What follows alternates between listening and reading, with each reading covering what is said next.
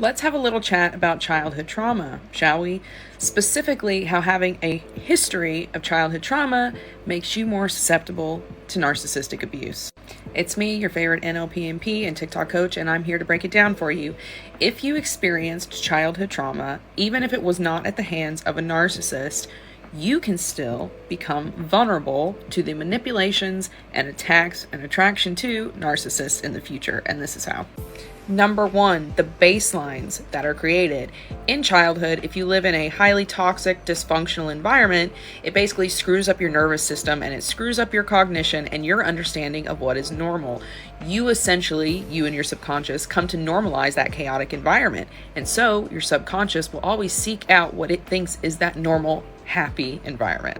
So if you grew up in a lot of chaos, a lot of dysfunction, learning how to shut yourself down, that becomes your baseline and you're more vulnerable to narcissists. Number two, authority conditioning. If you grew up in a high control environment in an authoritarian household, then guess what?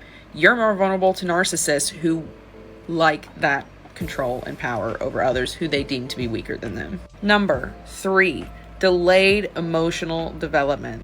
There is no such thing as healthy emotional development in a toxic or traumatic environment. In a lot of homes, it's not safe for children to express their emotions if they're getting exposed to a lot of trauma. Parents punish them for showing emotions. They get negative reactions when they show negative emotions. So they go out into the world without a real understanding of emotional integrity, emotional maturity, and they attract partners of the same. Who's more emotionally immature than a narcissist? Nobody. And last but not least, number four, a weakened self-core. Narcissists have an unstable sense of self, and they love to victimize people who also have a weak sense of self. Generally, if you have a weak sense of self, you don't really know who you are and what you want, it's going to be harder for you to set boundaries. It's going to be harder for you to attach in healthy and secure ways. Children raised in abusive, toxic, dysfunctional environments don't get the space they need to explore and develop that natural inherent sense of self. So they go out into the world not knowing who they are, and then narcissists pick up on that and take advantage of them.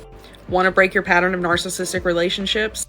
Confront your childhood trauma by getting professional help, targeting your nervous system, and setting higher standards and boundaries for yourself.